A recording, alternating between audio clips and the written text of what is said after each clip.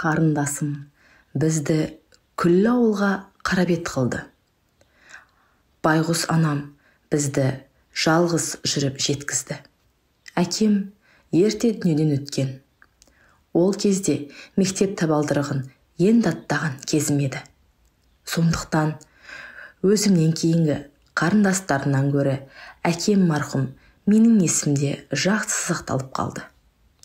Бұл әңгімені көпшілікке айтып жария қылып отырған себебім біріншіден ішімде қалмасын дедім. Әйтпесе ішімді жандырған күйік пен ой мені әбден жеп барады. Біз бір үйде 3 баламыз. Мен және менен кейінгі 2 қарындасым. Екеуіне жаман аға болдым деп айта алмаймын. Үнемі сырттай қорғап жүретінмін. Кешкілік уақытта екеуінде ешқайда аттап басқызбадым. Қатарлас жігіттері біздің үйге келіп ысқырмақ тұрмақ, үйдің маңайынан жүруге қорқатын еді.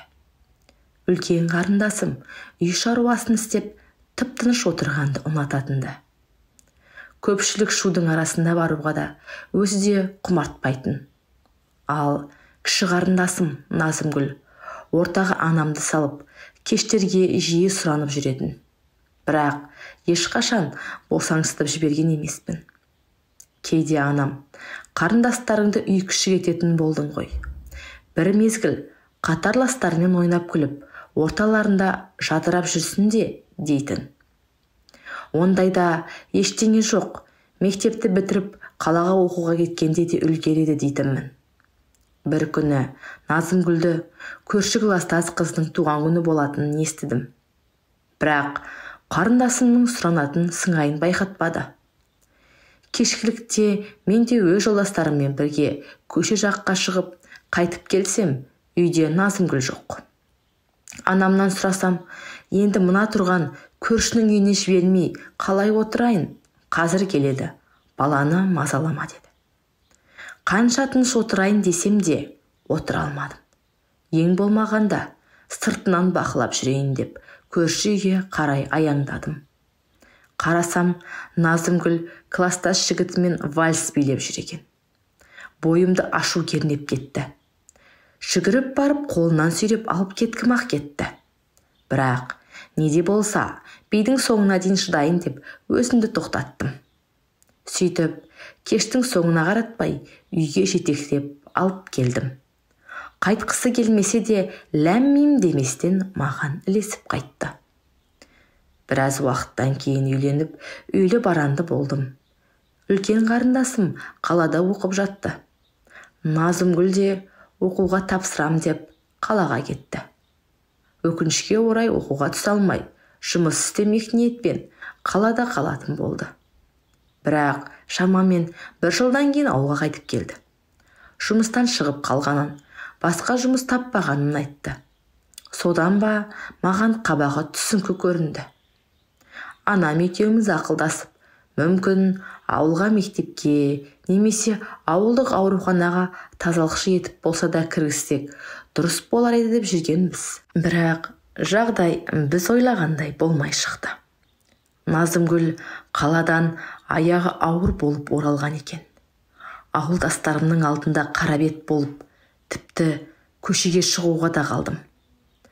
Не үйге сыймай, қарындасымды мұндай күйде көргенде қандай ауыр екенін білесіздер ғой.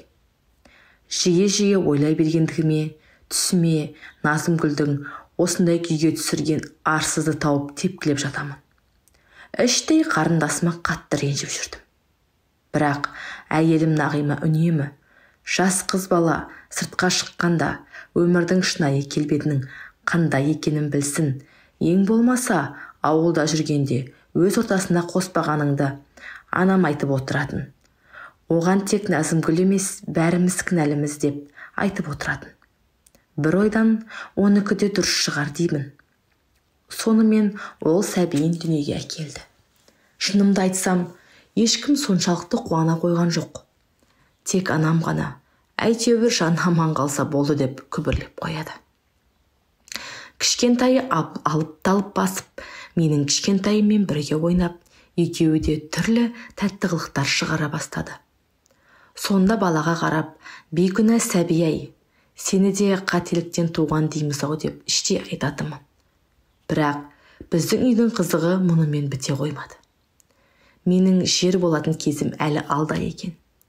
2 жылдан кейін Назымгүлдің тағы да 2 қабат екенін білген кезде ашуланғаннан үйдің ішіндегі заттардың бәрін шағып тастадым. Қанша өзімді ұстауға тырысқаныммен қаным басыма шауып, дірілдеп, қалшылдап кеттім.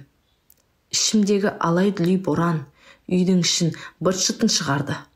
Бірақ ішпей сап-сау күйде осындай жасады десе, ешкім сенбестірі. Шешеме, қызыңды үйден қуып жібер дедім. Бірақ шешем тыңдамады. Қарғамау қайда барып паналайды. Өз баламды өзім қалай далаға тастаймын деп маған жалбарынды. Ақыры Назымгүлдің үйден кетпейтініне көзім жеткен соң, әйелім мен бала-шағамды алып мен кеттім. Анам қал деп жалбарынбады. Оның айтатын халі де жоқ еді. Ұлы мен қызының ортасында қайсысын жақтарын, қайсымыздың сөзімізді сөйлерін білмей дел-сал күйде қалды. Сөйтіп біз аудан орталығына 1-ақ күнде көшіп кеттік. Алғашында сыныптасымның үйінде 1 апта болып, пәтер жалдап бөлек шықтық. Сол жақта кондитерлік фабрикаға жұмысқа тұрдым. Өміріміз бірте-бірте өз арнасына түсті. Өткенде Назыгүлдің күйеусіз 3-ші баласын туып алғанын естідім. Қазір ауылға мүлде ат ізін салмаймын.